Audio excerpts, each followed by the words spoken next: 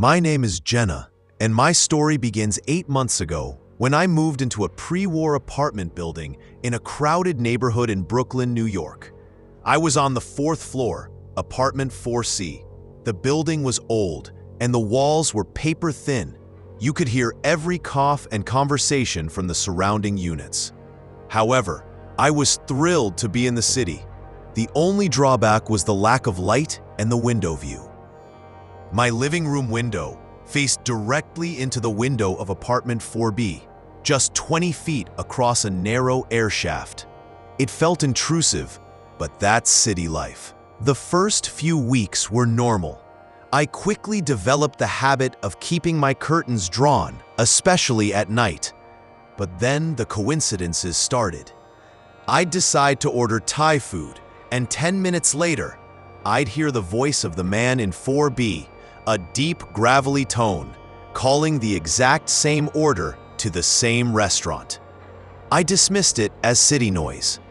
The next week, I was looking for a specific, obscure book on the French Revolution. I later heard the man in 4B receiving a package, and I clearly heard the delivery person state the name of the exact obscure book I had been searching for online. I started feeling profoundly uneasy.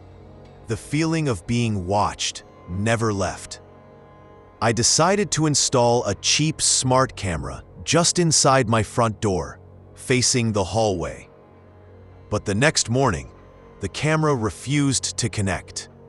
When I checked the physical device, I found the small reset button had been depressed, and the micro SD card was missing. I hadn't been home all night. My apartment lock was a deadbolt and a chain, and neither had been forced. The only way in was through the fire escape, or I refused to think about the maintenance access. I became obsessively cautious. I never opened my bedroom blinds. One evening, I was taking a shower, trying to relax. My bathroom was tiny, and the shower curtain was thin. Suddenly, I noticed something profoundly wrong with the curtain. The decorative metal ring holding the curtain to the rod, the one closest to the wall, was slightly angled, creating a tiny, almost invisible gap. And through that gap, I caught a brief, chilling glimpse of dark fabric pressed against the edge of the gap, and the glint of a tiny, reflective lens. I flew out of the shower, grabbing a towel. I furiously ripped the curtain back. Nothing. But when I looked up, I saw the source of the observation. The bathroom ventilation fan cover was loose. It was slightly ajar on one side. I grabbed a kitchen stool and climbed up. I pulled the cover off. The shaft was pitch black, but I could smell the stale industrial cologne I sometimes caught drifting in the hallway. I reached inside and felt around. My fingers brushed against something hard and smooth.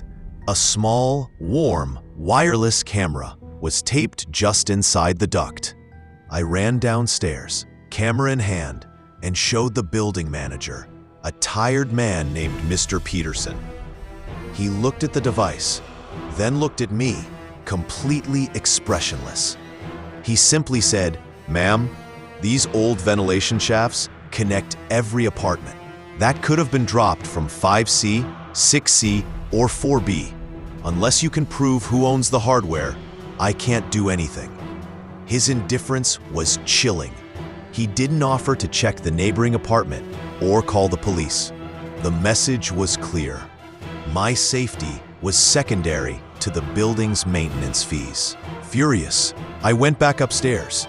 I realized that if the camera came from the ventilation system, it must have been placed by someone with an adjacent unit.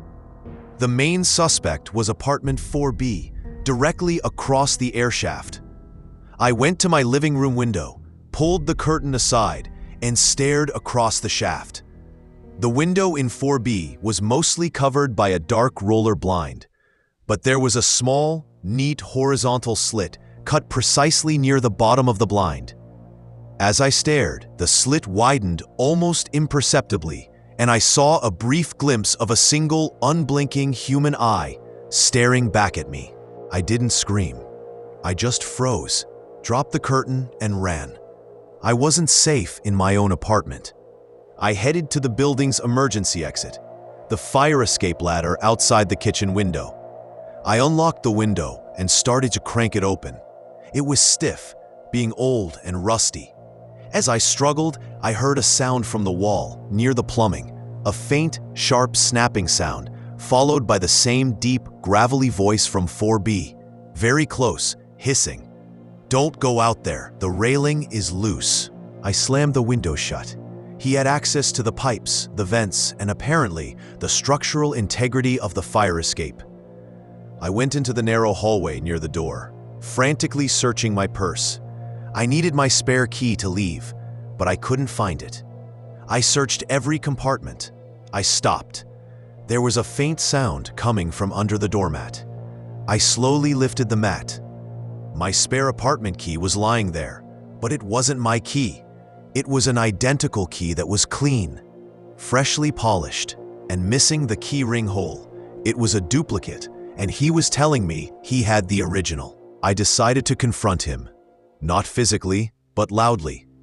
I grabbed a heavy glass vase, marched into the main hallway, and slammed the vase repeatedly against the wall that separated my apartment, 4C, from his, 4B, creating a deafening crash. I screamed at the top of my lungs, "I know you're watching me. I'm calling the police." The building was silent. Then immediately, the front door to apartment 4B was flung open.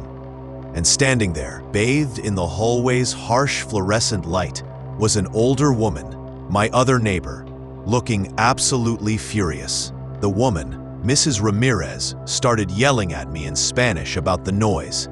I frantically explained about the camera, the key, and the man. She stopped, looked confused, and pointed to the wall separating our units. 4B? Honey, 4B has been empty since Mr. Chen died 6 months ago. It's listed for renovation. The only unit next to you that's occupied is apartment 4D. I stared at the wall. The camera, the voice, the knowledge of the fire escape. It was all coming from the other side.